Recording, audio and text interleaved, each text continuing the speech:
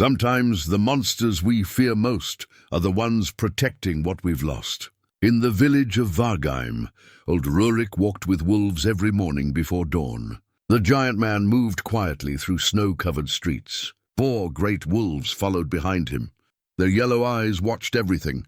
Once Rurik had been a famous warrior. People called him the fiercest berserker in the north. Then he fought at the Battle of Hrafnfjord and disappeared. Now he was back, older but still dangerous. The wolves could kill anyone they wanted. Villagers hid when he passed by. Children stayed inside. Even brave soldiers stepped away. But when the Jarl's son went missing in the mountains, only wolf tracks came back to the village. The people decided to follow Rurik's trail into the dark woods. What they found there would change everything they thought they knew about the old warrior. Before we jump back in, tell us where you're tuning in from, and if this story touches you, make sure you're subscribed, because tomorrow I've saved something extra special for you. The morning mist clung to Vargheim like the breath of sleeping gods. And in that grey hour before true dawn, Rurik emerged from the forest edge as he had every day for the past 3 years. His massive frame cut through the fog, each footstep deliberate and silent despite his size. Behind him, 4 wolves moved with the fluid grace of shadows given form. Fenris, the black-furred alpha with scars across his muzzle. Skoll, silver-grey and keen-eyed. Haiti, whose coat bore the russet hues of autumn leaves. And Mani, the youngest, white as fresh snow with pale blue eyes that seemed to hold ancient wisdom. Around Rurik's thick neck hung an ancient wolf collar. Not his own, but one he'd found in the ruins of a burned longhouse years ago. The leather bore runic inscriptions so old that even the village's eldest skalds could not decipher them fully. Some said the markings spoke of bonds between man and beast that transcended the natural order. Others whispered they were protective wards against the darkness that lurked in men's hearts. Rurik had never spoken of why he wore it, just as he'd never explained much of anything to anyone in Vargheim.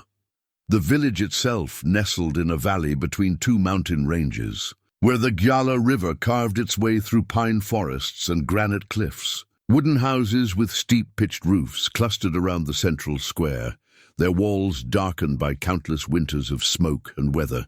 The great hall dominated the settlement's heart, its carved dragon heads glaring down from the roofline like sentinels against misfortune. This was where Jarl Magnus held court, where warriors gathered to drink and boast, where the community came together to weather the harsh northern seasons. But community had never included Rurik. Not since his return. Old Astrid, the baker's wife, remembered him differently. As she kneaded dough in the pre-dawn darkness, she would sometimes pause and watch through her frosted window as the giant and his wolves passed by her shop.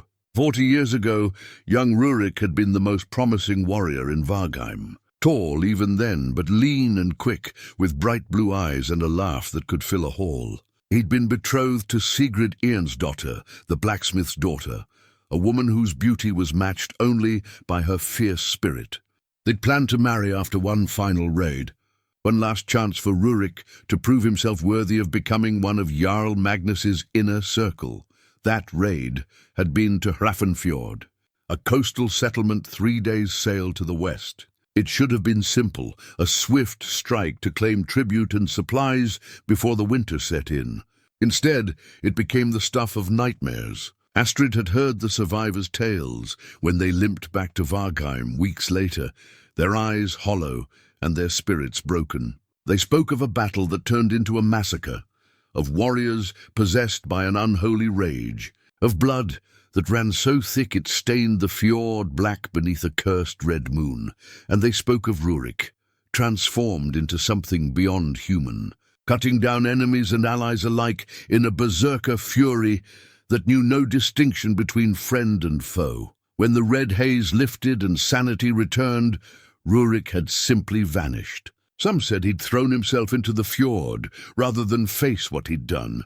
Others claimed he'd fled into the wilderness, consumed by shame and madness. For nearly 20 years, his name became a cautionary tale told to young warriors about the dangers of losing oneself to battle rage. Then, 3 winters passed, he'd returned. Not the broken man many expected, but something harder, quieter, more dangerous. His hair had gone silver grey, his face lined with scars both visible and hidden. But it was his eyes that unsettled people most. They held a depth of sorrow that seemed bottomless, paired with an alertness that suggested he was always listening for something the rest of them couldn't hear. The wolves had appeared with him, as if they'd materialized from the same shadows that had swallowed him years before. No one knew where they'd come from or how he'd tamed them. Wild wolves typically avoided human settlements, and these were clearly not dogs, despite their apparent obedience to Rurik. They were too large, too intelligent, too perfectly coordinated in their movements. Gunnar the Miller, a stout man with hands permanently stained by grain dust, often watched the morning procession from his doorway. He'd fought alongside Rurik at Hrafnfjord, had seen his friend's transformation into something monstrous. The memory still woke him some nights, sweating and reaching for his long, cold axe. Yet watching Rurik now, moving with such careful control, such obvious restraint, Gunnar wondered if they'd all misjudged what had happened that terrible night. The children of Vargheim knew Rurik only as a figure from whispered stories. Little Bjorn, the tanner's 7-year-old son, would press his face against the shutters each morning, fascinated despite his mother's warnings to stay away from the windows. To him, the wolves looked magnificent rather than terrifying. Their thick coats gleamed with health. Their movements spoke of intelligence and loyalty. Sometimes Mani, the white wolf, would turn his pale eyes toward Bjorn's hiding place, and something almost like recognition would pass between them. The village's spiritual life centered around Freya's temple, where Thyra the Wise served as the community's connection to the gods. A woman of perhaps 60 winters, her white hair braided with silver threads and blue stones, Thyra had spoken with Rurik exactly once since his return. She'd approached him after his 3rd morning walk, stepping directly into his path with the fearlessness that came from decades of facing divine mysteries. "The wolves choose their own pack leaders," she'd said without preamble.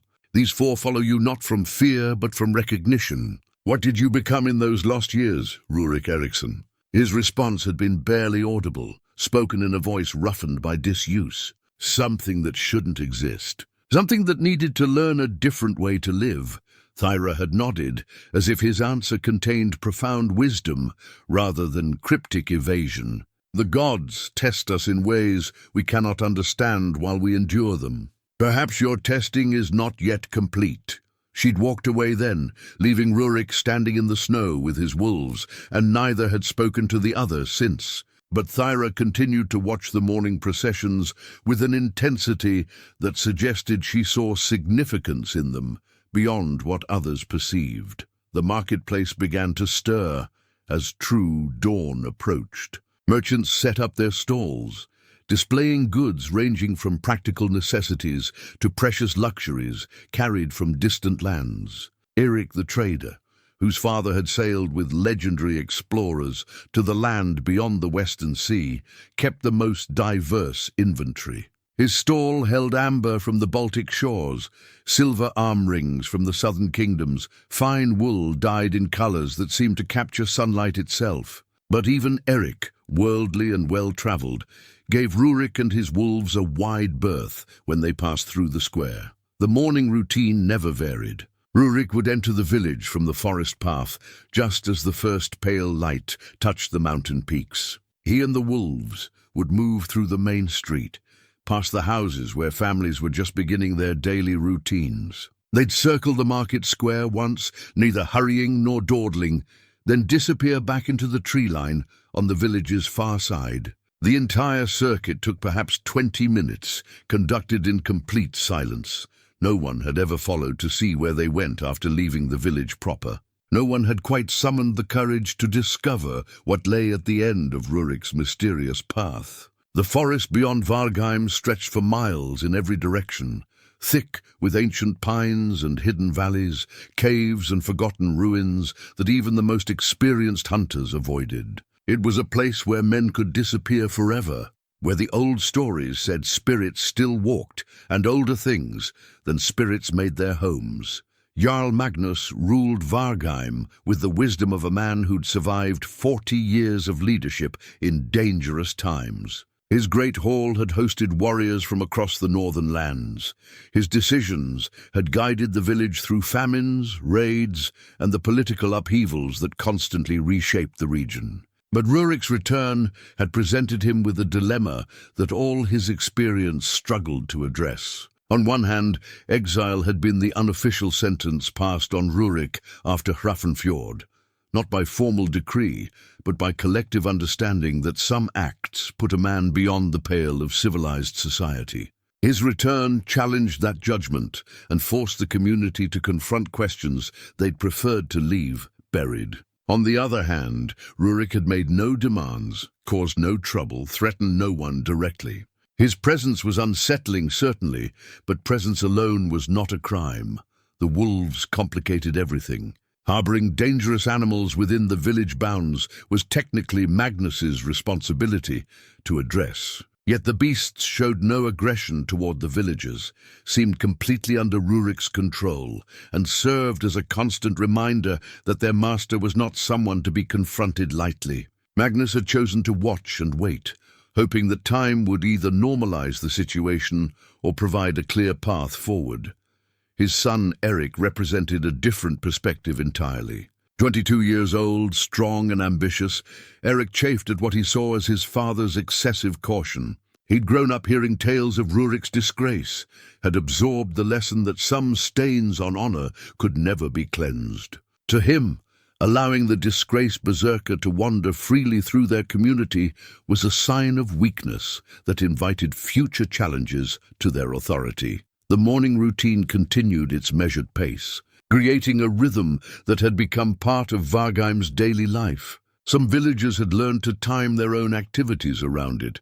Astrid would have fresh bread cooling, just as Rurik passed her shop, while Gunnar would be checking his millstones and preparing for the day's work. Without anyone quite realizing it, the mysterious procession had woven itself into the fabric of their community. But beneath the surface routine, tensions simmered like embers waiting for wind to fan them into flame. Fear and curiosity warred in equal measure, while old loyalties struggled against new uncertainties. The wolves represented something beyond ordinary experience, something that suggested there were depths to Rurik's story that none of them had yet fathomed. As the sun climbed higher and the village fully awakened to another day, the forest that had swallowed Rurik and his companions held its secrets close. Whatever truth waited in those shadowed depths would remain hidden, at least for now. But secrets, like buried seeds, have a way of growing in darkness until they finally break through into the light. And in Vargheim, where winters were long and memories even longer, some truths were destined to surface no matter how deeply they'd been buried. The scream that shattered Vargheim's morning calm came from the great hall itself, piercing through the village like a blade through silk. Astrid dropped her bread paddle, sending loaves tumbling to the floor. Gunnar's millstone ground to a halt as he abandoned his work. Throughout the settlement, doors flew open and people rushed toward the source of the cry. Jarl Magnus's wife, Helga, standing in the hall's entrance with her face white as winter frost. "Eric," she gasped, clutching the doorframe for support. "My son, he's gone." Magnus emerged behind her, his weathered face grim with controlled panic. The Jarl was not a man given to displays of emotion, but those who knew him well could see the terror he fought to contain. His only son, his heir, had vanished sometime during the night. "His bed wasn't slept in," Helga continued, her voice breaking. "His horse is still in the stable, his weapons gone from their pegs. But there's no sign of where he went or why." A crowd gathered quickly in the square before the great hall. Warriors, merchants, craftsmen, and their families all pressed forward, eager for details, yet dreading what they might hear. In a community like Vargheim, where everyone knew everyone else's business, a person didn't simply disappear without trace or reason. Gunnar pushed through the crowd, his miller's clothes still dusted with grain. "When did you last see him, Magnus?" "Yesterday evening after the sunset meal," the Jarl replied. "He seemed troubled about something but wouldn't say what when I asked. Said he needed time to think. Magnus's jaw tightened. I should have pressed him for answers. Old Thyra appeared at the crowd's edge, moving with the purposeful stride that meant she'd received guidance from sources beyond normal perception. Her pale blue eyes swept the gathered faces, lingering for a moment on the forest path where Rurik typically emerged for his morning walk. Has anyone searched his usual places? She asked. The training grounds, the hunting trails, the overlook where young men go to brood? Search them all at first light, said Olaf the tracker, a lean man whose skills had kept Vargheim fed through countless harsh winters. Found nothing but deer sign and old fire rings. It's as if the earth swallowed him whole. Fear rippled through the crowd like wind through wheat. In the land where dangers lurked beyond every forest's edge, bears, wolves, raiders from rival settlements, a young man's disappearance carried implications that no one wanted to voice aloud. Worse, Erik was not just any young man. He was the Jarl's heir, the future leader of their community, someone whose loss would leave them all vulnerable. We need search parties, Magnus declared, his voice carrying the authority of long leadership. Spread out in groups of 4. Cover every trail, every valley, every cave within a day's walk. Someone must have seen something. As the villagers organized themselves into search groups, a commotion at the crowd's rear drew everyone's attention. People parted reluctantly, creating a path for Rurik and his 4 wolves as they emerged from their usual forest route. The timing felt ominous. The missing young man discovered just as the mysterious exile returned from whatever secret business occupied his mornings. Rurik paused at the crowd's edge, taking in the scene with those deep, careful eyes that seemed to catalogue every detail. The wolves arranged themselves around him in their customary protective formation, but their body language had changed. Where normally they moved with relaxed confidence, now their ears were alert, their nostrils flared. Testing the air for scents that only they could interpret, Magnus stepped forward, his face a mask of barely controlled emotion. Rurik Eriksson, my son Erik is missing. Have you seen anything unusual in your travels? The question hung in the air like smoke from a funeral pyre. Everyone knew what Magnus was really asking, and what he wasn't quite ready to accuse anyone of outright. The timing of Erik's disappearance, coinciding with Rurik's mysterious daily journeys, created suspicions that no one wanted to voice, but everyone felt. Rurik studied the Jarl for a long moment before answering. No, his voice, when it came, was barely above a whisper. But the wolves scented something unusual yesterday evening, something that made them restless. What kind of something? Magnus demanded. Fear, Rurik replied simply. And blood. A collective intake of breath swept through the crowd. If Rurik's wolves had detected blood the previous evening, it meant Erik might already be beyond help. The implications struck everyone simultaneously. Their future leader could be lying somewhere in the vast wilderness, injured or worse. Thyra stepped forward, her white braids catching the morning light. Where did your wolves detect these scents, Rurik? For the first time since his return to Vargheim, Rurik seemed uncertain, almost reluctant to continue. His hand moved unconsciously to the ancient wolf collar at his throat, fingers tracing the worn runic inscriptions as if seeking guidance from whatever power had originally blessed the leather. Near the old stone circle, he said finally, 3 miles up the mountain trail. But the scent was faint mixed with others. Could have been from hunters or what? Magnus interrupted. Rurik's gaze moved to the mountains looming above their valley, peaks shrouded in morning mist that seemed to hold secrets of their own. There are things in those heights that hunt more than deer, he said quietly. Things that have been stirring of late. The words sent a chill through the assembled villagers, deeper than any winter wind. Everyone knew the old stories. The warnings passed down through generations about creatures that dwelt in the high places where civilized men feared to tread. Most had dismissed such tales as superstition, relics of a more primitive time when fear of the unknown shaped daily life. But Rurik spoke with the authority of someone who'd seen things that others only whispered about in darkened halls. His years of exile had taken him places where ordinary men didn't survive to tell tales, had shown him truths that civilized society preferred to ignore. Erik the trader, The Jarl's nephew pushed forward from the crowd's middle ranks. Unlike his missing cousin, this Eric had never shown much interest in warfare or leadership, preferring the excitement of distant markets and exotic goods. But family loyalty ran deep in northern blood, and his face showed the same controlled fear that gripped them all. "If something took my cousin," he said, his voice tight with suppressed anger, "then we track it down and make it pay." "That's what warriors do." Several younger men voiced agreement, hands moving instinctively to sword hilts and axe handles. The prospect of action, of striking back against whatever had threatened their community, appealed to spirits raised on tales of heroic vengeance and righteous warfare. But Olaf the Tracker shook his grizzled head. "Hunting unknown dangers in unfamiliar territory is how search parties become missing parties," he warned. "I've tracked every creature that walks these mountains, and there are signs I've learned not to follow too closely." "Then what do you suggest?" Magnus asked. "That we abandon my son to whatever fate has claimed him." Before Olaf could respond, Rurik spoke again, his words carrying a weight that made everyone listen, despite their suspicions about his motives. "I could track him. My wolves know scents that men miss." But, Magnus prompted when Rurik hesitated. "But if I find what I suspect I might find, you may not welcome the truth of it." The cryptic warning hung heavy in the morning air.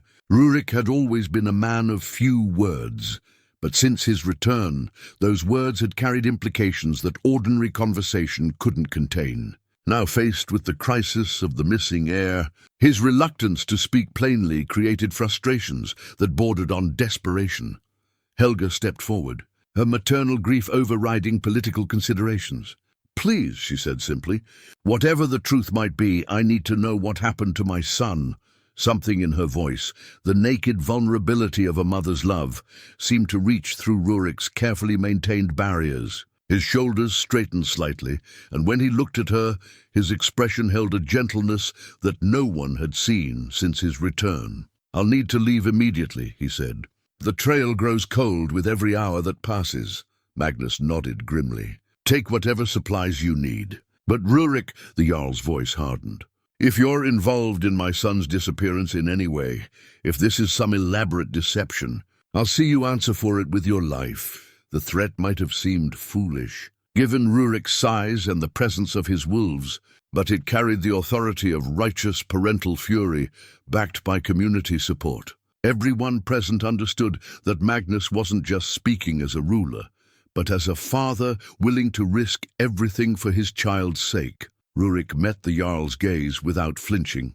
"If I were responsible for Eric's disappearance," he said quietly, "I wouldn't offer to search for him. It was a reasonable point. But logic offered cold comfort when fear and desperation ruled hearts and minds." The crowd watched with mixed emotions as Rurik turned away from the great hall, his wolves falling into their familiar formation around him. Some hoped he would succeed where conventional tracking had failed. Others wondered if they were watching a clever predator return to the scene of his crime. As the mysterious exile and his companions disappeared into the forest once more, Vargheim settled into the anxious waiting that accompanied all searches for missing loved ones. But this felt different from ordinary disappearances. This felt like the beginning of something larger and more dangerous than anyone was prepared to face.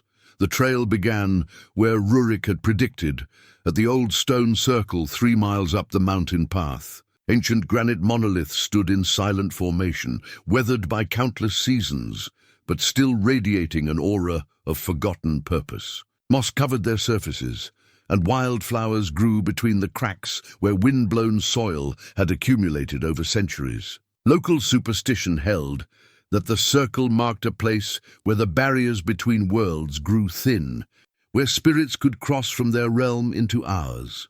Fenris, the black alpha wolf, immediately caught a scent that made his hackles rise. The other 3 wolves clustered around him, their noses working furiously as they sorted through the complex layers of information that only they could decode. To human senses, the morning air carried nothing but pine needles and damp earth. To the wolves, it told a story of fear, desperation, and something else, something that made them whine low in their throats. Rurik knelt beside the largest stone, running his fingers over disturbed earth that spoke of recent struggle. Bootprints in the soft ground showed where Eric had stood, then stumbled, then been dragged toward the forest's deeper reaches. But the drag marks stopped abruptly after only a few yards, as if whatever had taken him had simply vanished into the morning mist. "He came here willingly," Rurik murmured to his wolves, studying the evidence with the methodical attention of someone who'd learned to read violence in all its forms. The prints show no sign of pursuit, no indication he was running from anything. But something changed here, something that turned confidence into terror. Skoll, the silver-grey wolf, had moved to the circle's eastern edge, where the stones stood closest together. His low growl drew Rurik's attention to scratches in the granite, fresh marks that looked almost like claw runes, but larger and deeper than any normal animal could have made. The scratches formed patterns that seemed familiar yet wrong, as if someone had taken legitimate runic writing and twisted it into something darker. Following the wolves' lead, Rurik picked up a trail that led deeper into the mountains than most villagers ever ventured. The path wound between towering pines, whose canopy blocked much of the sunlight, creating a perpetual twilight even at midday. Here and there, broken branches and disturbed undergrowth marked the passage of something large, moving with desperate haste.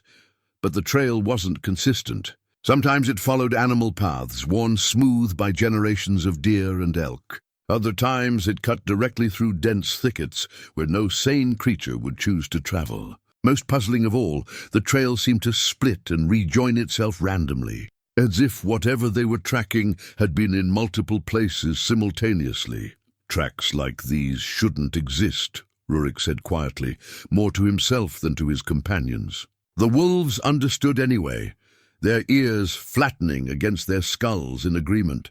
They'd seen enough impossible things during their time with the exile to recognize when the normal rules no longer applied. As they climbed higher into the mountains, the forest around them began to change in subtle but unsettling ways. The trees grew taller and more gnarled, their branches reaching across the path like arthritic fingers. The underbrush became thicker and more tangled, forcing them to push through barriers that seemed designed to keep intruders out. Even the air felt different, thinner not just from altitude, but as if it carried less life than it should.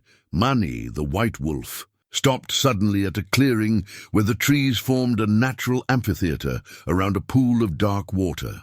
The young wolf's pale blue eyes fixed on something that the others couldn't see, his body rigid with the tension of an animal facing the incomprehensible. When Rurik approached the pool's edge, he understood why. Eric's reflection stared back at him from the water's surface, not his own reflection distorted by ripples, but clearly and distinctly the missing young man's face.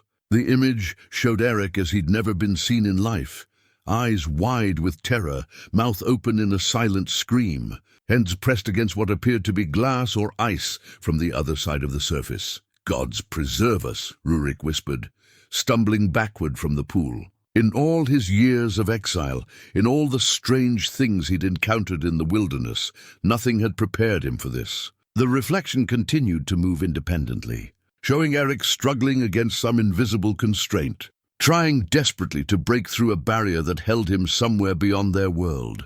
The ancient wolf collar at Rurik's throat grew warm against his skin, its runic inscriptions seeming to pulse with faint light. As the warmth spread, the impossible reflection began to fade, leaving only normal water that showed Rurik's own weathered face, staring back in confusion and growing dread. Hati, the russet-colored wolf, had found something else at the clearing's far edge, a piece of torn cloth caught on a thorn bush. The fabric was fine wool, dyed in the deep blue, that marked it as part of Eric's traveling cloak. But the tear hadn't been made by thorns or branches. The edges were too clean, too purposeful, as if something with incredible precision had sliced through the material. Following this new evidence, the trail led them higher still, into regions where snow lingered in shadowed valleys despite the season's warmth. Here the mountains rose in jagged peaks that seemed to claw at the sky itself. and the wind carried sounds that might have been voices calling from very far away, or might have been nothing more than air moving through stone. Formations in ways that played tricks on human ears. They found Eric's horse at a narrow ridge where the path wound between two cliff faces. The animal stood motionless as a statue, its eyes rolled back to show only white, its breathing so shallow it seemed barely alive. When Rurik approached, the horse didn't react to his presence in any way. It was as if the creature had been frozen in time, caught between one heartbeat and the next. Something drained it, Rurik observed, running his hands over the horse's neck and finding the skin cold despite the animal's apparent life. Not blood, something deeper. Something that keeps the body functioning but takes away everything that makes it truly alive. The wolves whined uneasily, their instincts warning them away from the motionless horse. Whatever force had reduced the proud stallion to this empty shell, it represented a threat beyond their ability to fight or understand. Yet they remained at Rurik's side, loyalty overriding fear, as it had throughout their time together. Beyond the ridge, the trail became increasingly erratic. Sometimes it led up steep slopes, where only mountain goats should have been able to find purchase. Other times, it descended into valleys so deep and narrow that sound seemed to die before it could echo off the walls. The evidence of Eric's passage remained consistent. Torn clothing, disturbed earth, the lingering scent of fear that made the wolves' hackles rise. But the path itself defied all logic. As afternoon shadows began to lengthen, Rurik called a halt at a shelf of stone that offered some protection from the wind. His wolves gathered around him in their protective formation, but their attention remained fixed on the higher peaks where something waited beyond normal sight. They were close now, close to whatever had taken Eric, close to answers that Rurik wasn't certain he wanted to discover. The ancient wolf collar pulsed warm against his throat again, and for a moment he could almost hear voices speaking in a language he'd forgotten how to understand. The runic inscriptions seemed to shift and flow, rearranging themselves into new patterns that hurt his eyes to follow directly. Whatever power had originally created the collar, it was responding to their proximity to something equally ancient and far more dangerous. Darkness would come soon, and with it, the real test of their hunt would begin. Darkness brought no peace to the mountain heights. As Rurik and his wolves huddled on the stone shelf, the night filled with sounds that had no place in the natural world, distant singing in harmonies too perfect for human voices, the rhythmic drumming of what might have been heartbeats echoing through solid rock, and underneath it all, a low humming that seemed to vibrate in their very bones.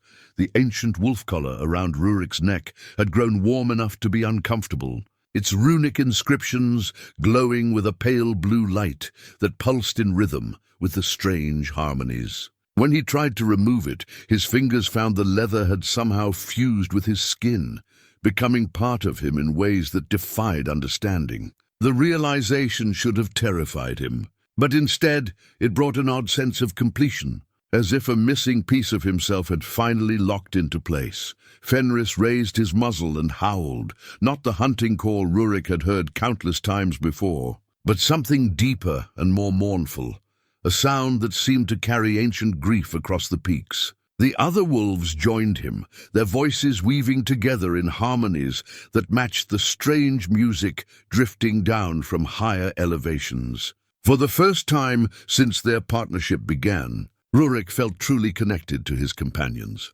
understanding flowing between them without need for words or gestures. Through this new connection, images flooded his mind. He saw Eric running through moonlit forest, not fleeing from pursuit, but racing towards something that called to him with irresistible compulsion. He saw the young man's face transform from determination to confusion to stark terror, as he realized the voice leading him higher into the mountains belonged to nothing human. Most disturbing of all, he saw Eric's final moments of awareness as something vast and hungry enveloped him, pulling him into a space between spaces where physical laws held no meaning.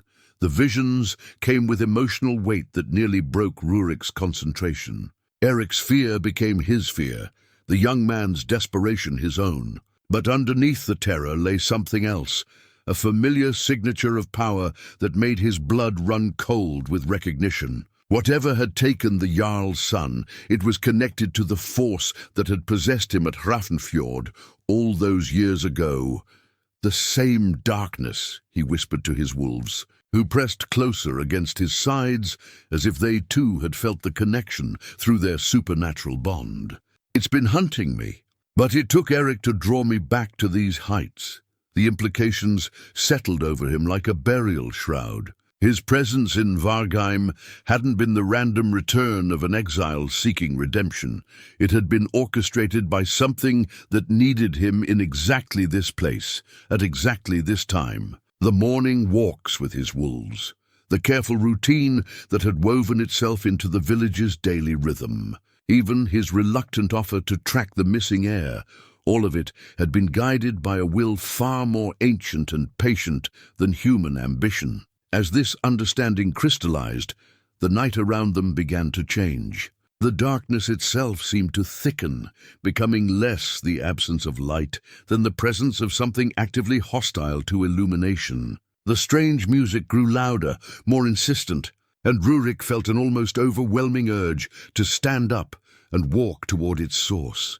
His wolves fought the same compulsion, their bodies trembling with the effort of resisting whatever force was calling them upward. Skoll's silver eyes had taken on the same pale blue glow as the collar's runes, while Hattie's russet fur seemed to shimmer with internal fire. Even young Mani showed signs of transformation, his white coat becoming almost transparent, as if he were fading into something more spirit than flesh. "We have to move," Rurik said, struggling to his feet against the weight of supernatural influence pressing down on them. "Staying here makes us sitting targets.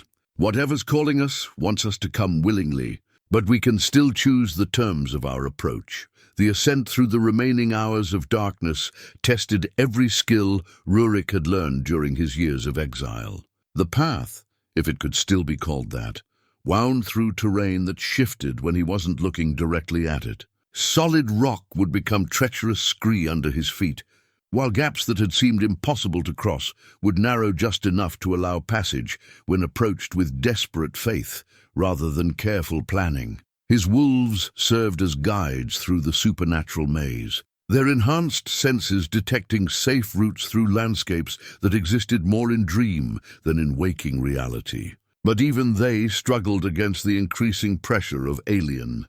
Will that sought to direct their every step towards some predetermined destination dawn found them at the entrance to a vast cave system that had not existed on any map Rurik had ever seen. The opening yawned before them like a mouth lined with crystalline teeth, and from its depths came the sound of Eric's voice calling for help.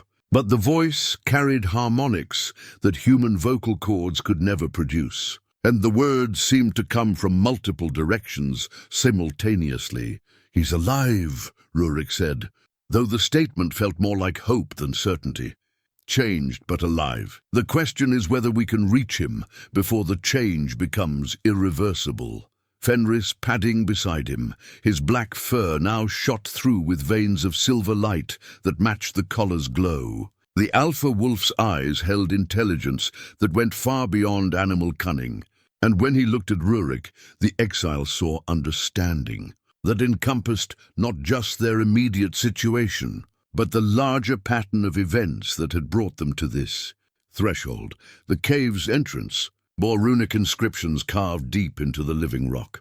Unlike the collar's ancient markings, these were fresh, cut with precision, that spoke of supernatural rather than human craft. Rurik could read enough of the symbols to understand their meaning, a binding spell designed to trap something immensely powerful within the mountain's heart. But the runes were incomplete, missing key elements that would make the binding permanent.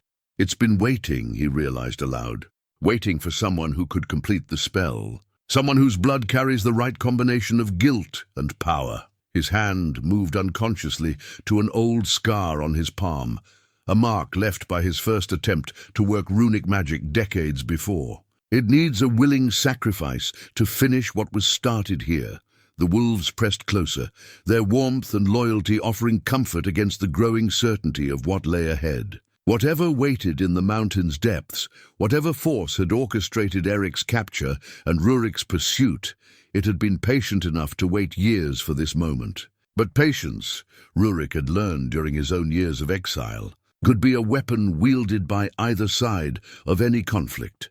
As they stepped across the threshold into supernatural darkness, the collar's glow intensified, providing just enough light to reveal the path ahead while keeping the cave's greater depths shrouded in mystery that seemed almost merciful. The cave's interior defied every natural law. Rurik thought he understood. Passages branched and merged in patterns that hurt to contemplate, while chambers opened into spaces too vast for the mountain to contain. Crystalline formations along the walls pulsed with their own inner light, creating a constellation of colors that had no names in any human language. The air itself seemed thick with possibility, as if reality here was more suggestion than absolute truth. Eric's voice continued to echo from the depths, but now it carried responses to questions no one was asking. Conversations with entities that spoke in frequencies only partly audible to human ears. Through their supernatural connection, Rurik's wolves shared fragments of these exchanges, glimpses of Eric negotiating for his freedom with beings whose concept of bargains operated on scales of centuries. Rather than moments, he's trying to buy time, Rurik murmured as they navigated a corridor lined with mirrors that showed reflections from different angles of existence. Smart boy, but whatever he's dealing with has patience measured in geological ages. Time isn't the currency it thinks it is. The ancient wolf collar had become warm enough that steam rose from Rurik's skin where it touched. Its runic inscriptions now covered more than just the original leather, spreading across his throat and down his chest in patterns that seemed to write themselves. Each new symbol brought flashes of memory from lives he'd never lived, warriors from ages past who'd worn similar collars, who'd faced similar choices between personal salvation and collective responsibility. Fenris led them through a maze of branching tunnels, his enhanced senses detecting safe paths through regions where the laws of physics operated according to alien mathematics. Sometimes they walked on walls that had become floors through shifts in local gravity. Other times they passed through spaces that folded back on themselves, making distance meaningless and direction a matter of will rather than geography. The first sign that they were approaching their destination came when the cave's crystalline formations began, responding to their presence. Colors shifted from cool blues and greens to warmer reds and golds, and the pulsing rhythm synchronized with the collar's glow. But more disturbing were the faces that began appearing in the crystal surfaces, not reflections, but independent images of people Rurik recognized from his past. Sigrid Ironsdottir gazed out from one formation, her face exactly as it had been on their wedding day that never came. Her expression held no accusation, only the profound sadness of love interrupted by forces beyond anyone's control. In another crystal he saw his father, dead these 15 years, mouth moving in words that carried no sound, but somehow conveyed forgiveness for choices that had seemed unforgivable. "They're not really here," he told his wolves, though the statement felt more like desperate hope than certainty. "Memories given form by whatever power rules this place. Meant to weaken my resolve or strengthen it, I'm not sure which." Skull's silver eyes had grown bright enough to serve as torches, illuminating details that normal light couldn't reveal. The wolf's enhanced vision showed him runic scripts carved into every surface, layer upon layer of binding spells and protective wards that spoke of a struggle spanning millennia. Whatever was trapped here had been fighting for freedom since before human civilization learned to work iron. The tunnel opened into a vast chamber whose ceiling disappeared into darkness so complete it seemed solid. At the center, suspended in a cage of crystallized light, Eric hung motionless with his eyes closed and his mouth moving in silent conversation with invisible companions. Around the cage, Pillars of black stone formed a circle identical to the one they'd found on the mountain path, but these were carved with runes that seemed to move and shift when observed. Directly between the pillars prowled shapes that were almost wolves but wrong, in ways that made Rurik's actual. Companions whine and press closer to his sides. These shadow wolves moved with the fluid grace of their living counterparts, but their forms flickered between solid flesh and empty darkness. When they turned their attention to the newcomers, their eyes held intelligence that was both ancient and utterly alien. "The Guardian returns," said a voice that came from everywhere and nowhere, carrying harmonics that resonated in bone and blood. 20 years of exile, 20 years of preparation, and still you wear the collar of binding like a badge of honor rather than the chain it was always meant to be. Rurik stepped forward, his hand moving instinctively to axe and sword, even though he doubted mortal weapons would serve him here. "Release the boy. Your quarrel is with me, my quarrel." The voice carried amusement, like the sound of glaciers cracking. "You misunderstand the nature of our relationship, old friend. There is no quarrel between us, because there is no separation between us. You have carried my essence since Hrafnfjord, nurtured it through years of guilt and self-imposed exile, strengthened it with every act of violence you committed in the name of protection." The shadow wolves had formed their own circle around Eric's cage, and now Rurik could see that they were connected to the crystallized light by threads of darkness that pulsed like veins. Every few seconds, Eric would shudder as if something was being drawn out of him, fed into the growing network of shadow that extended throughout the chamber. "You're using him to anchor yourself," Rurik realized. "Young blood, untainted by the compromises that come with age. But it won't hold you permanently. You need something more. Something more indeed." The voice's amusement deepened. "I need someone who understands the true nature of power, who has already paid the price for wielding forces beyond mortal comprehension. I need someone who carries the guilt necessary to make the binding complete and eternal." The ancient collar pulsed, and suddenly Rurik understood. The binding spell carved into the cave walls wasn't meant to trap the entity, it was meant to trap him. The collar hadn't been protecting him from supernatural influence all these years. It had been preparing him to serve as a permanent vessel, a living prison, strong enough to contain power that could reshape reality itself. "The wolves," he said, looking at his faithful companions with new understanding. "They're not just my allies. They're the other anchors. 4 points of connection to bind something that exists in dimensions humans can't perceive. Now you begin to see," the voice said approvingly. "The collar binds you to them, and them to you, and all of you to me. A willing sacrifice, freely given, is the only chain that can hold something like me indefinitely. Your guilt provides the strength, your loyalty provides the flexibility, and their pact bond provides the structure necessary for permanent containment." Rurik's mind raced through the implications, while his heart hammered against the growing warmth of the collar. Everything that had happened since his return to Vargheim, the daily walks, the gradual acceptance by the community, even his growing attachment to the wolves, had been orchestrated to bring him to this moment of choice. The shadow wolves began to howl, a sound that made the crystals resonate in harmonies that threatened to shatter thought itself. Eric's body convulsed as whatever was being drawn from him intensified, and Rurik realized they were running out of time. Soon the young man would be nothing but an empty shell, and the entity would be free to find other anchors, other victims to power its escape into the world of mortal men. The weight of centuries pressed down on Rurik as memories that weren't his own flooded through the collar's connection. He saw the entity's true history, not some ancient evil awakening after eons of slumber, but something that had been methodically working its way into the world for generations. Warriors throughout the ages had worn similar collars, believing themselves protectors while slowly becoming conduits for power that fed on conflict and violence. "The berserker rage," he whispered, understanding finally dawning. "It was never madness. It was you, using us as vessels for your hunger." "Hunger is such a crude word," the entity replied. its voice now seeming to come from within Rurik's own thoughts.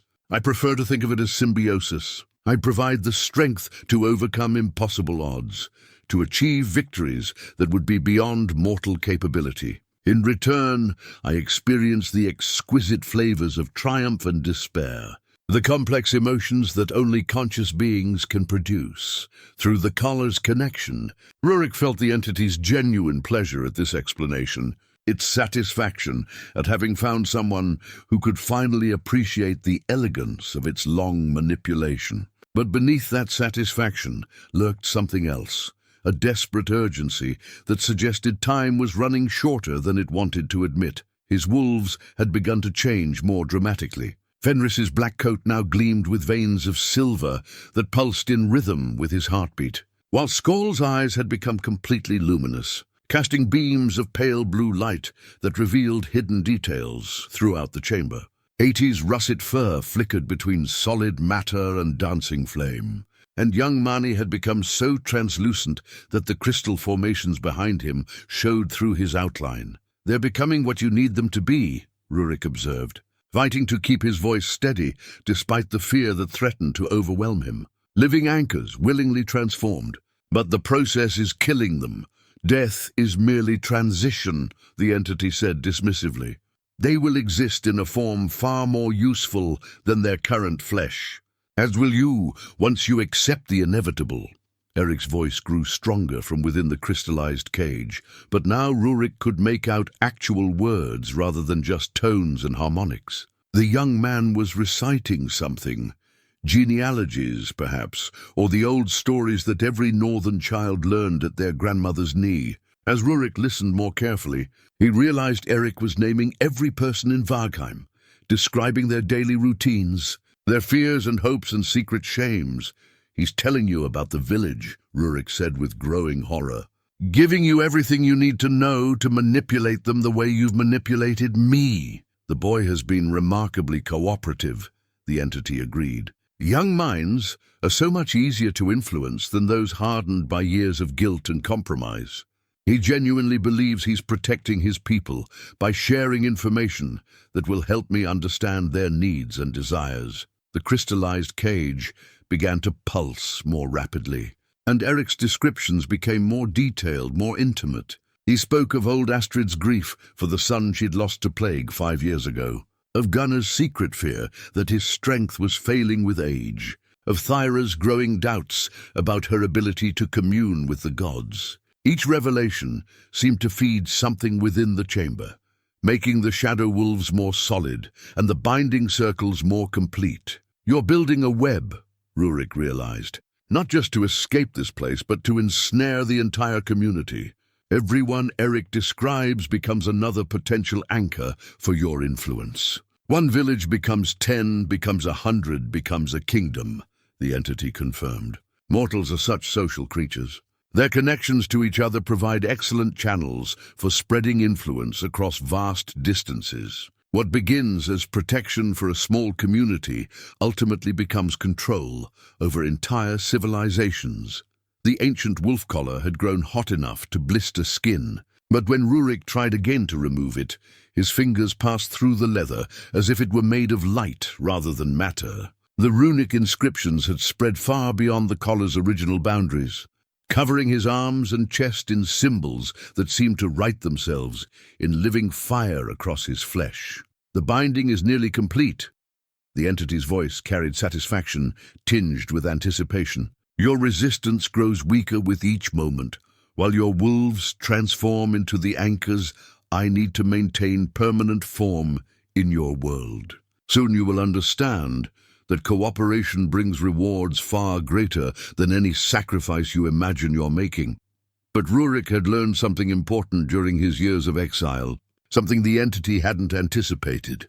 Power that came without understanding could be turned against itself when wielded by someone who truly comprehended its nature. The collar wasn't just binding him, it was also connecting him to the entity's essence, giving him access to knowledge and abilities that it had accumulated over millennia. Through this connection, he began to understand the true scope of what was happening. The shadow wolves weren't just corrupted versions of his companions. They were fragments of the entity itself, pieces of its consciousness spread across multiple forms to avoid the limitations of existing within a single vessel. The crystallized cage holding Erik wasn't just a prison. It was a focusing lens that concentrated the young man's life energy into forms the entity could more easily absorb. Most importantly, he realized that the binding spell carved into the chamber walls was incomplete, not because it lacked power, but because it required willing participation from both sides. The entity needed him to choose imprisonment, needed him to accept his role as permanent vessel, because only conscious cooperation could provide the stability necessary for its plans to succeed. "You're afraid," he said aloud, the words carrying more certainty than he'd felt in years. "All this manipulation, all this patient planning, it's born from fear that your time is running out. Something is hunting you, something powerful enough to threaten even an entity that can reshape reality. You need permanent anchors, not just to escape this place, but to hide from whatever force originally trapped you here." The silence that followed stretched long enough to echo in the vast chamber. When the entity finally responded, its voice had lost the confident amusement it had carried throughout their conversation, replaced by something that might have been admiration mixed with genuine concern. "You are more perceptive than most of your predecessors," it admitted. "Yes, there are powers in existence that view my activities with disapproval, powers that would see consciousness itself constrained by arbitrary rules about what mortals should and shouldn't be capable of achieving. But that knowledge changes nothing about your situation. The boy dies within hours without intervention, and your wolves transform whether you cooperate or not. The only question is whether you choose to guide the process or let it proceed blindly." Rurik looked at his companions, seeing past their physical transformations to the loyalty and love that had bound them together through countless dangers. They had followed him into exile, shared his isolation, offered comfort when guilt threatened to consume him entirely. Now they faced dissolution, into something alien and hostile because of choices he had made long before he understood their consequences. Decision crystallized with the clarity that comes only in moments of absolute crisis. There was no choice that would save everyone, no clever stratagem that would defeat an entity with centuries of experience in manipulation and control. There was only the choice between types of sacrifice, between different forms of loss that would echo through generations yet to come. The revelation struck Rurik like lightning-splitting stone. Through the collar's burning connection, he suddenly perceived the truth that the entity had been desperately trying to conceal. The power hunting it wasn't some abstract cosmic force. It was the collective will of every soul the entity had consumed over the centuries, bound together by shared suffering into something far greater than the sum of its parts. "The berserkers who wore collars like mine," he said, his voice carrying the weight of absolute understanding. "They didn't die when their usefulness ended. You absorbed them, made them part of your essence. But consciousness doesn't disappear. It accumulates, builds resistance from within." The entity's silence confirmed what the collar's connection had already revealed. Deep within its core, hundreds of warrior souls pressed against the boundaries of their prison, seeking any weakness that might allow them to break free and drag their captor into whatever justice awaited beings who trafficked in stolen lives. Erik's voice from within the crystallized cage suddenly changed, taking on harmonics that belonged to no single throat. "Rurik Eriksson," the young man said in a tone that carried centuries of accumulated wisdom. "The binding can work both ways. What was meant to imprison can become liberation if the sacrifice is made with full understanding of its purpose." The entity's roar of fury shook the entire chamber, sending crystalline formations crashing from the ceiling and making the shadow wolves recoil with whimpers of pain. It had not intended for Erik to make contact with the imprisoned souls, had not anticipated that its own absorption process could be turned into a communication channel. Lies, the entity snarled, its voice now coming from multiple directions as panic began to fracture its usual composure. The boy speaks nonsense born of fear and desperation. There is no reversal of the binding process, no way to turn imprisonment into freedom. But Rurik was already accessing memories that belonged to the absorbed warriors, seeing through their eyes the true nature of the entity's existence. It was not some primordial force of cosmic significance. It was a parasite, feeding on consciousness and growing stronger with each soul it consumed. But parasites could be starved, could be overwhelmed by immune responses from healthy hosts. His wolves had completed most of their transformation, their physical forms now existing as much in supernatural dimensions as in normal space. But instead of becoming anchors for the entity's power, they were becoming something else, conduits through which the imprisoned souls could express their collective will. Fenris raised his head and howled, but the sound that emerged carried the voices of every warrior who had ever worn a binding collar. The harmonies spoke of battles fought for noble purposes, of sacrifices made to protect the innocent, of love that transcended death itself. The shadow wolves answered with their own howl, but theirs carried only emptiness, the sound of stolen voices trying to remember songs they had never truly learned. "The collar isn't just binding me to you," Rurik said, understanding flowing through him like cold fire. "It's binding you to me, giving me access to everything you've taken, everyone you've consumed. And they're not gone, they're waiting." Through the connection he felt the entity's growing desperation.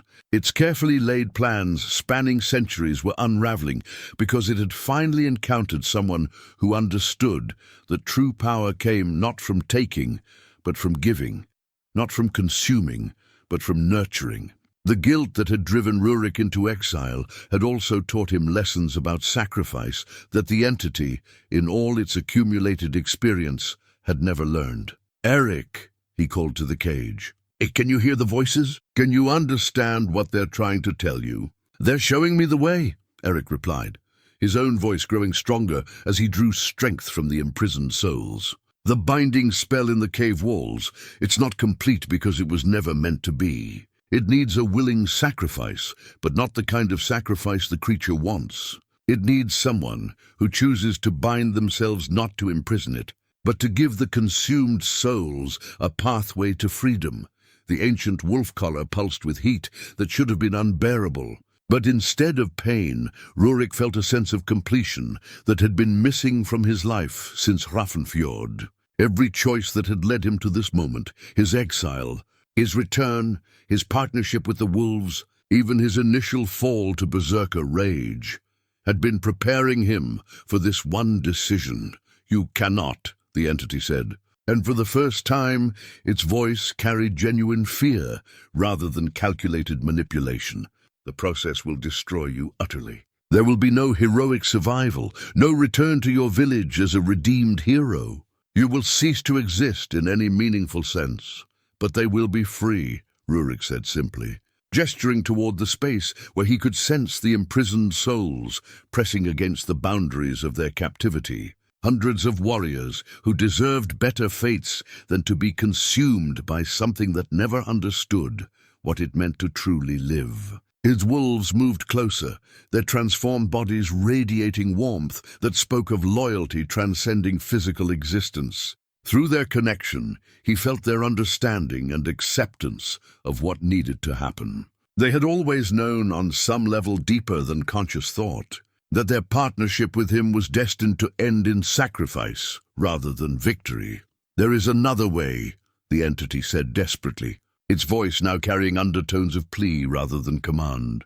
"We can work together, find a solution that preserves both our existences. Your village can be protected, your wolves can retain their forms, the boy can be released unharmed. All I ask is that you wear the collar willingly and help me establish a foothold in your world that doesn't require consuming unwilling souls." For a moment, Rurik considered the offer.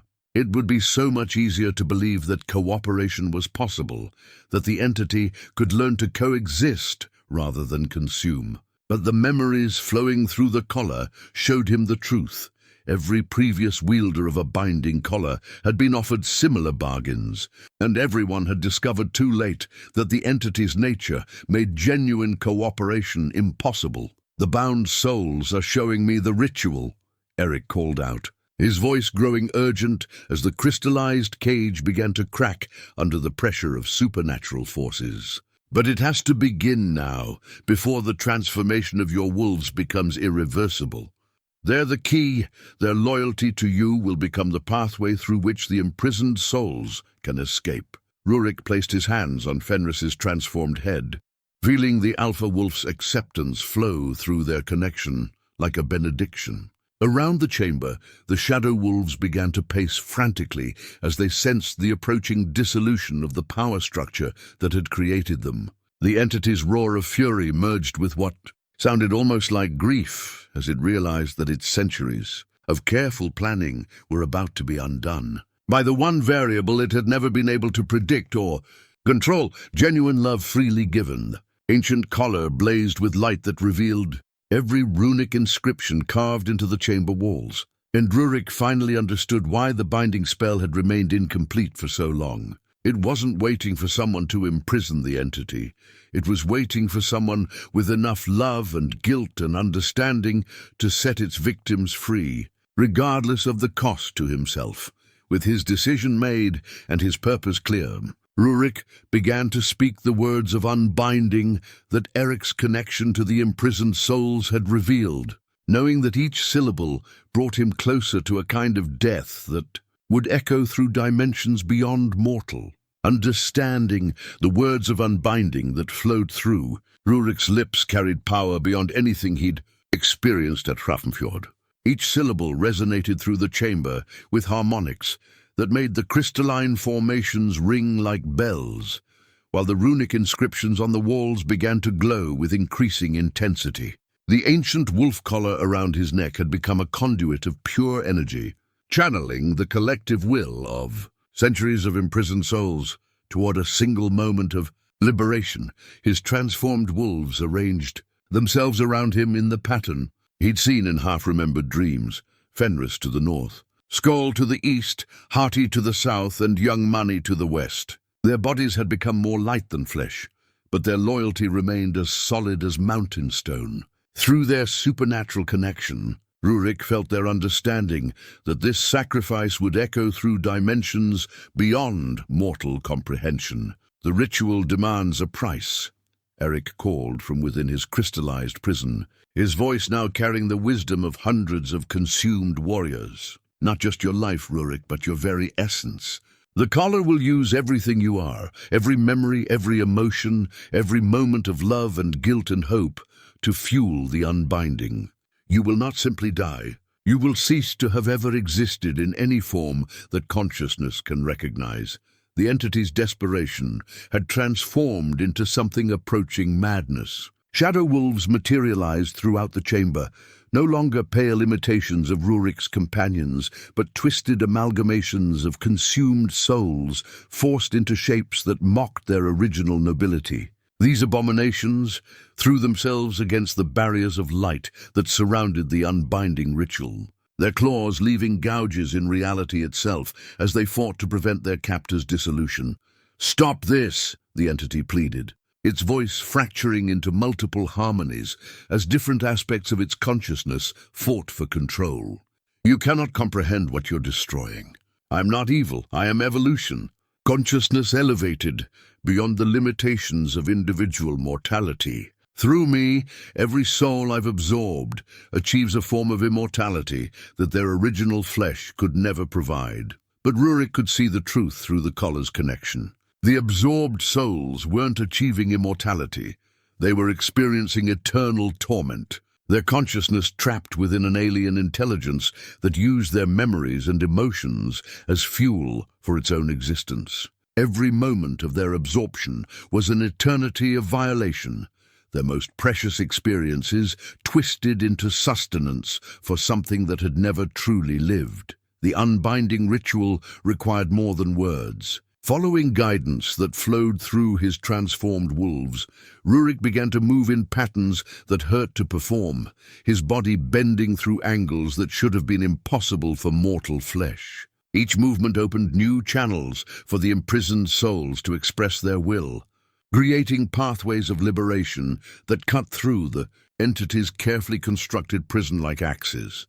Through rotten wood, thunder echoed through the mountain as reality itself protested. The forces being unleashed, the chamber's ceiling cracked, revealing glimpses of star fields that belonged to no sky that Earth had ever known.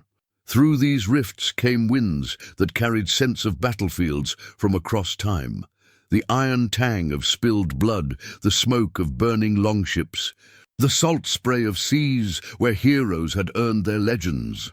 Rurik, Thyra's voice reached him from somewhere beyond the chamber's physical boundaries. The village priestess stood in a space between spaces, her white braids streaming in supernatural wind, her hands raised in gestures of blessing and protection.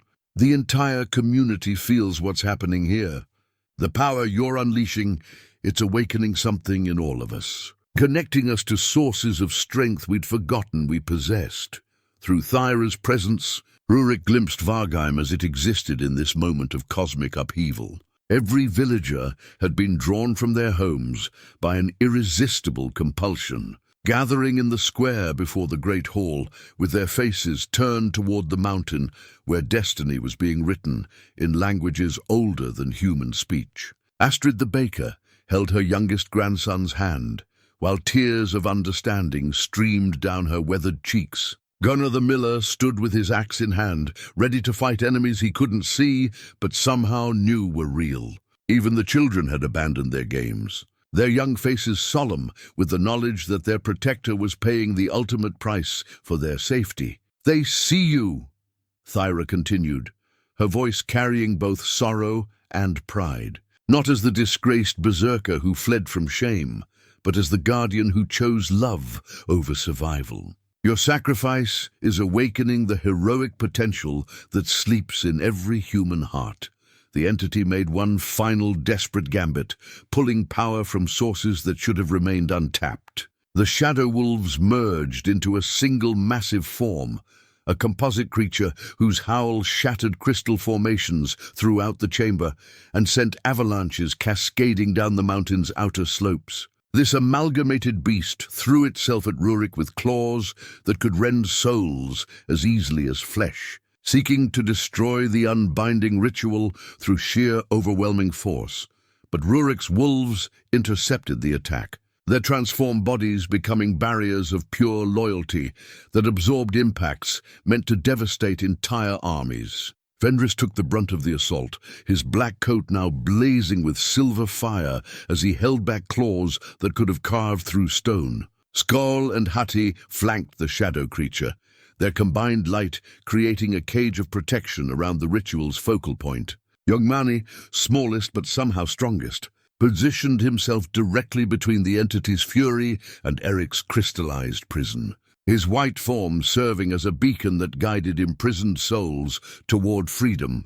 "Now," Eric called out as cracks spread through his crystal cage. "The pathways are open, the bindings are failing, but you have to complete the ritual before the entity realizes it can survive by abandoning this dimension entirely." The words of unbinding had evolved beyond human language into something that spoke directly to the structure of existence itself. Through the collar's burning connection, Rurik felt his own essence beginning to unravel, each thread of his identity becoming part of the liberation process that would free hundreds of consumed souls. His memories of Sigrid began to fade, not forgotten, but transformed into energy that powered the escape of warriors who had loved ones of their own waiting in whatever realms the dead inhabit. His guilt over Hrafnfjord dissolved into understanding, the weight of past mistakes becoming fuel for present redemption. Every moment of pain he'd carried through years of exile fed the growing conflagration that was burning away the entity's carefully constructed prison. He felt pieces of himself disappearing, his love of morning mists, his skill with weapons, his quiet satisfaction in the wolves' companionship, all of it transmuted into raw power that the imprisoned souls could use to claw their way back to whatever peace awaited them. The teal collar, he gasped as the ancient artifact began to consume not just his present existence but his past as well. It's not just taking my life, it's erasing me from history itself. When this is over, no one will remember that I ever existed. They will remember the deed. Thyra's voice reached him from an increasing distance as the boundaries between dimensions grew thin. Even if they cannot remember the man. Love echoes longer than names, Rurik Eriksson. Your sacrifice will resonate through generations, inspiring others to choose courage over safety when the moment demands it. The entity's composite form began to lose cohesion as the imprisoned souls finally found purchase in their escape attempts. Faces appeared in the shadow creature's dissolving flesh. Warriors from across the centuries who had worn binding collars and paid the ultimate price for power they thought they could control. Each escaped soul diminished the entity's strength while increasing the unbinding ritual's momentum, creating a cascade effect that would continue until every last prisoner had been freed. With his consciousness fragmenting, but his purpose crystallized into diamond clarity, Rurik spoke the final words of liberation, knowing that each syllable brought him closer to a dissolution, so complete that existence itself would forget he had ever drawn breath. The moment of absolute liberation arrived, like the first sunrise after an endless winter.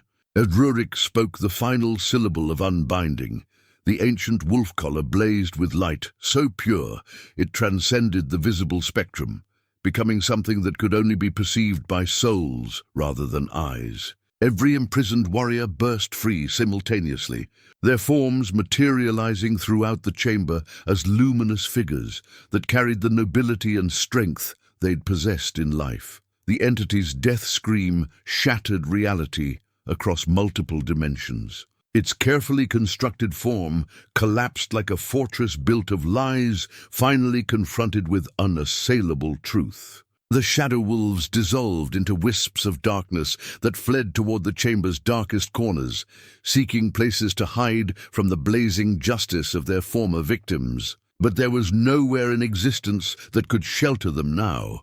The liberated souls had become a force of cosmic correction, purging every trace of their captor's influence from the fabric of reality itself. Eric's crystallized prison cracked and fell away like ice touched by spring fire.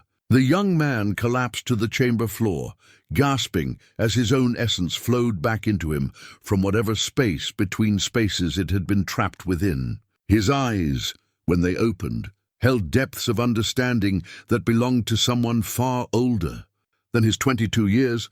He had witnessed the liberation of hundreds of souls and learned truths about sacrifice and love that most mortals never glimpsed. Rurik, he whispered, struggling to his feet. But when he looked toward where the exile had stood, he found only empty space and 4 wolves whose forms flickered between solid flesh and pure light. The ancient collar lay on the chamber floor, its runic inscriptions dark and cold. All power spent in the moment of ultimate unbinding. The liberated warriors arranged themselves in a circle around the space where Rurik had made his final sacrifice. These were berserkers from across the centuries, men who had worn binding collars and fallen to the entity's manipulation, heroes whose stories had been lost to time, but whose courage remained undimmed even after decades of imprisonment. Now they stood as witnesses to a redemption that had cost everything and saved everyone. "He gave us more than freedom," said a warrior whose form shimmered with memories of battles fought beneath aurora-lit skies. "He gave us the chance to be what we always should have been, protectors rather than predators, guardians rather than destroyers." Another soul, this one bearing the scars of wounds that had ended his mortal life centuries ago, stepped forward with something like wonder in his translucent features. The binding collar was meant to corrupt us, to turn our protective instincts into hunger for dominance. But he found the path to reverse it, to make sacrifice into strength. Fenris, Skoll, Hati, and Mani moved through the circle of liberated souls, No longer Rurik's wolves, but somehow still carrying the essence of their bond with him.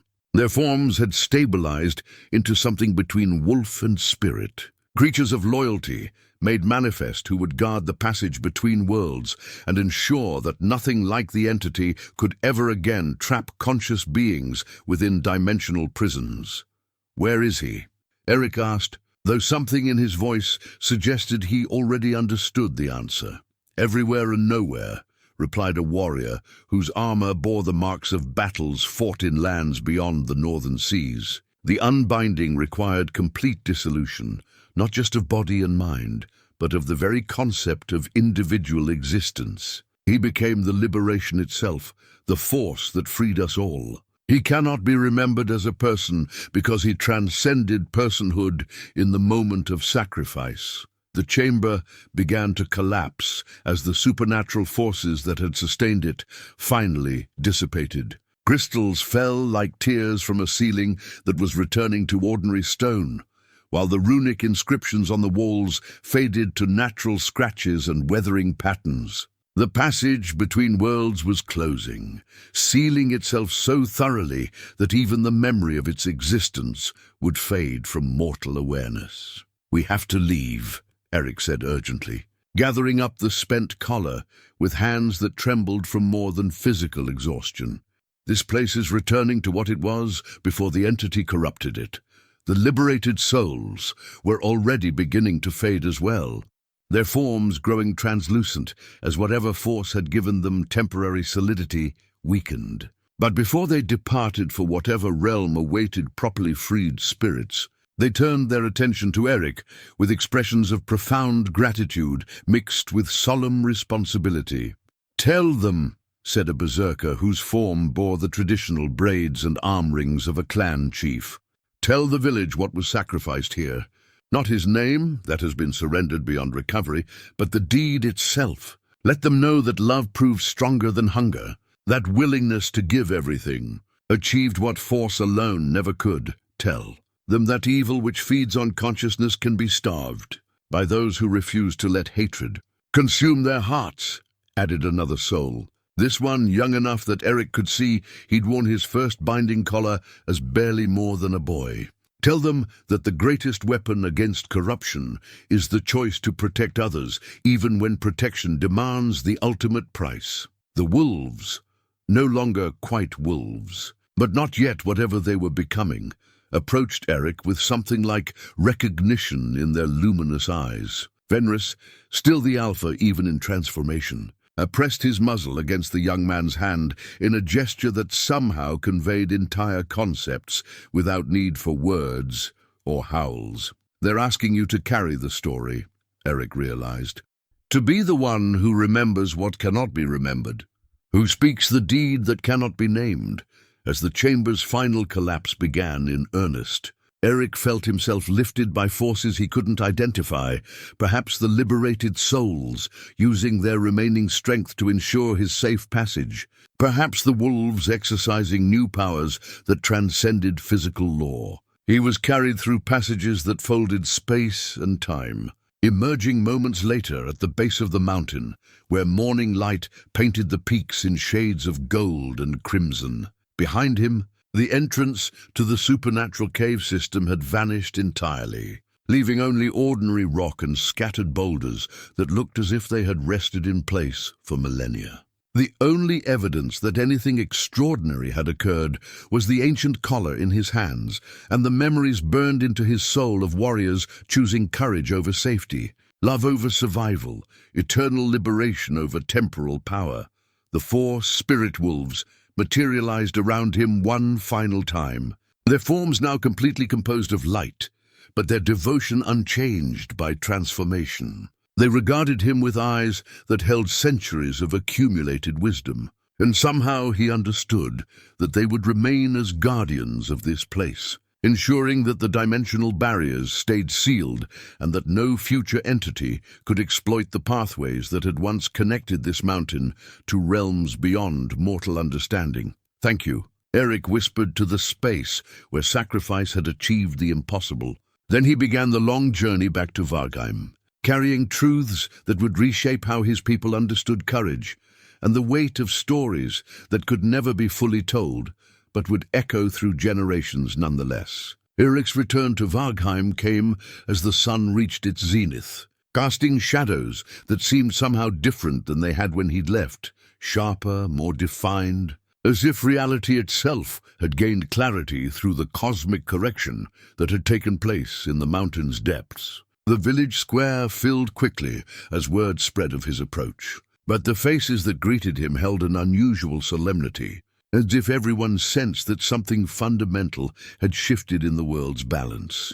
Magnus rushed forward first, his weathered features showing the strain of a father who'd spent sleepless hours imagining every possible fate that might have claimed his only son. But when the Jarl's eyes met Eric's, he stopped short, recognizing immediately that the young man who had returned was not quite the same one who had vanished 3 days ago. There was a weight to Eric's gaze now, a depth that spoke of witnessing truths that most mortals never glimpsed. "Father," Eric said simply, and even those 2 syllables carried harmonics that made everyone present feel they were hearing something more significant than ordinary reunion. "I'm safe. But there are things I need to tell you, all of you, about what really happened up there." Helga burst through the crowd to embrace her son, her maternal relief overwhelming any concerns about the changes she could sense in him. Through her tears, she noticed details that would have escaped others. The way Eric held himself as if he'd grown accustomed to carrying invisible weights.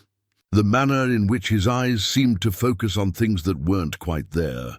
The subtle alteration in his voice that suggested he'd learned to speak words that normal language couldn't contain. "The mountain shook," Gunnar said, his miller's practical nature seeking concrete explanations for supernatural events. 3 times, like thunder from underground.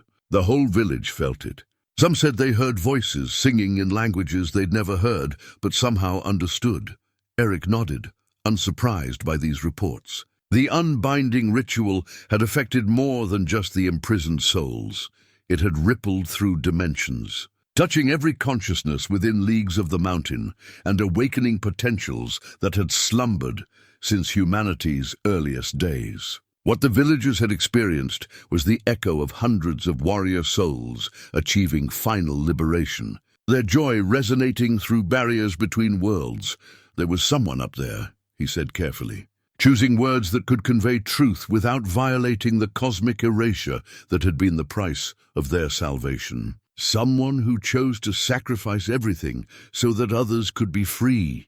But the nature of that sacrifice means we can't remember who it was, only what was done."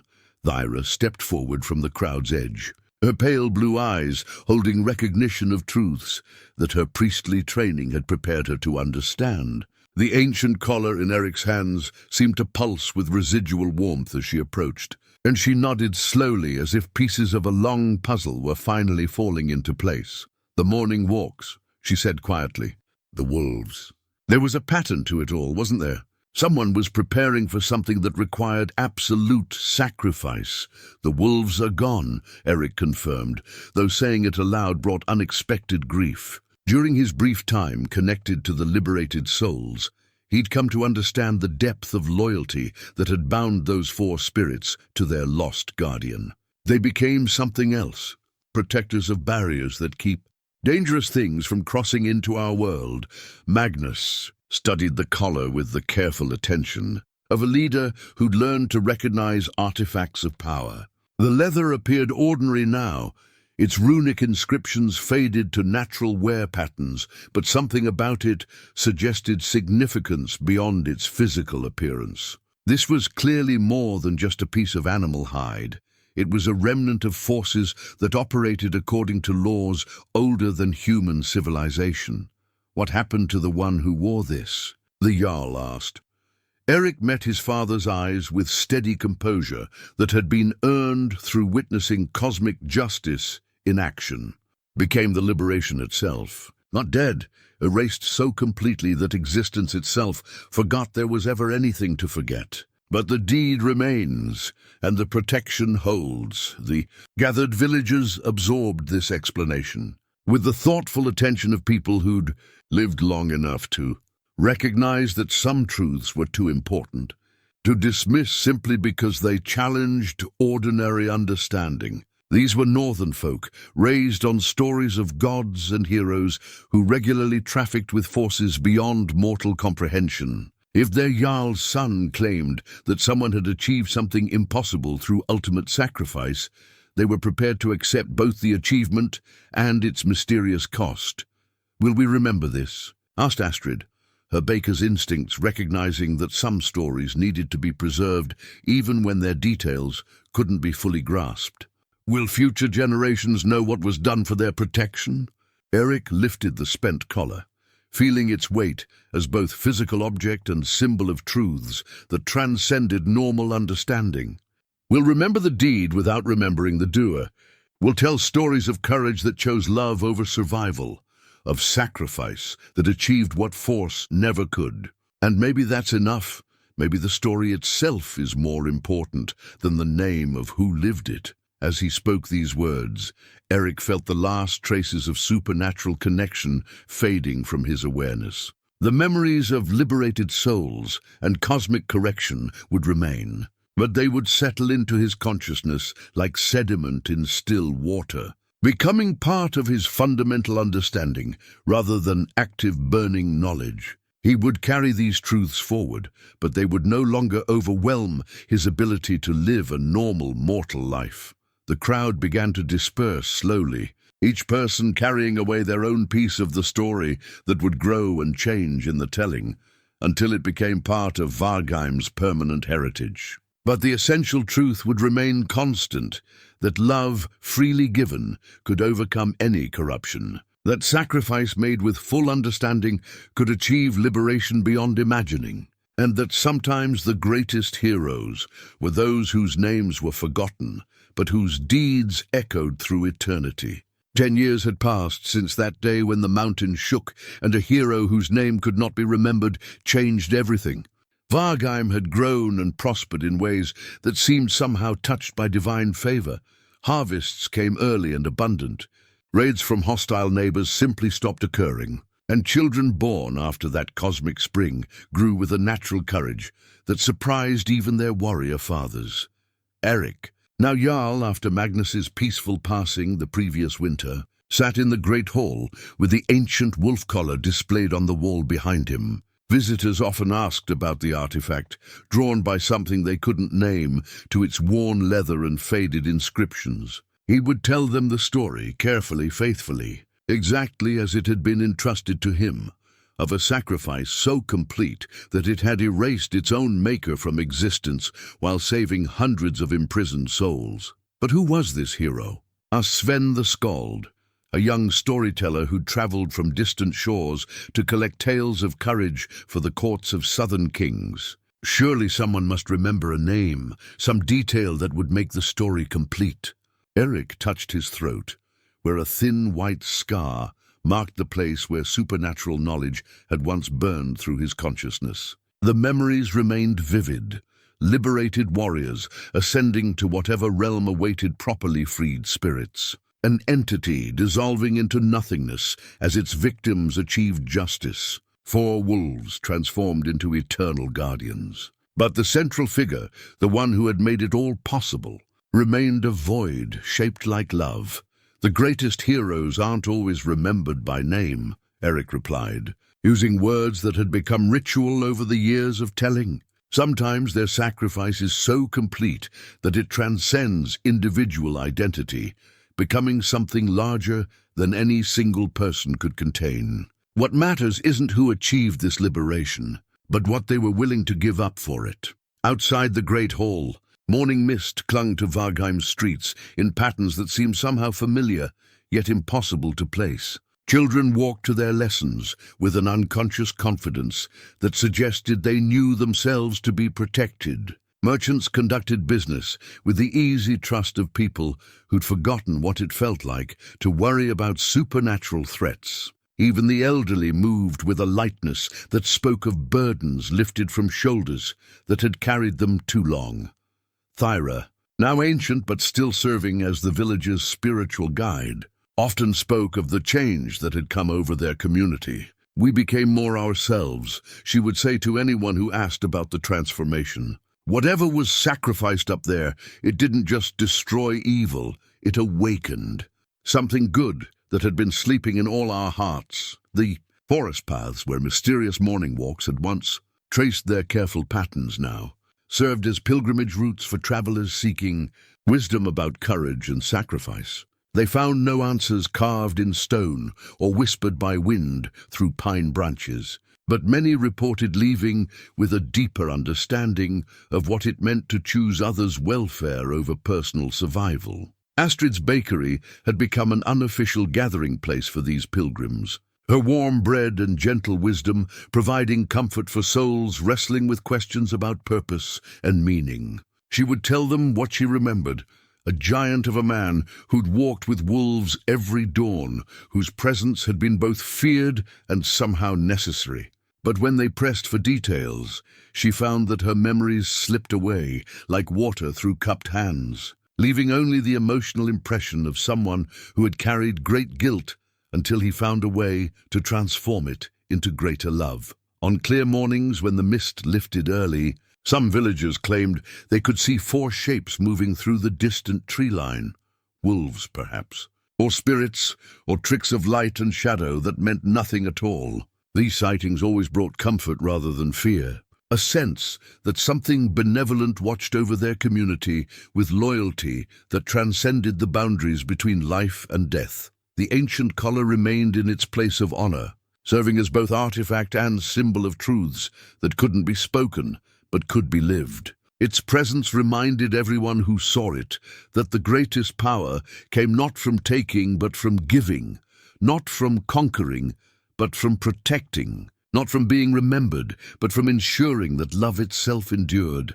Eric often stood before it in the quiet hours before dawn, feeling the weight of stories that bridged mortal understanding and cosmic truth. He had become more than just a keeper of memories. He was a living link to forces that operated according to principles older than human ambition, a witness whose survival ensured that sacrifice would never be forgotten, even when its source could not be recalled. As Vargheim stirred to life around him each morning, Eric would touch his throat and remember the moment when liberation blazed through dimensions, when hundreds of warriors found peace, when evil that fed on consciousness finally starved. The name was gone, the individual erased, but the deed remained eternal, a story of how love proved stronger than hunger, courage mightier than corruption, and willing sacrifice more powerful than any force that sought to bind conscious beings to purposes they had not chosen.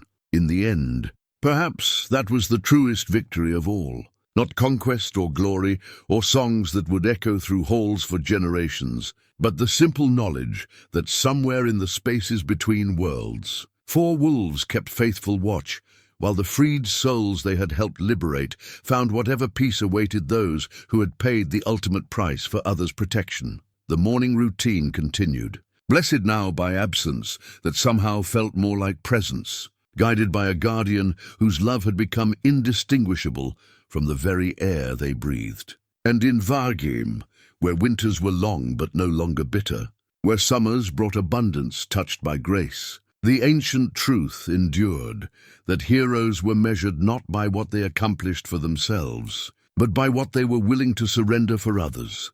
The Wolf Guardian's vigil had ended, but his watch continued forever.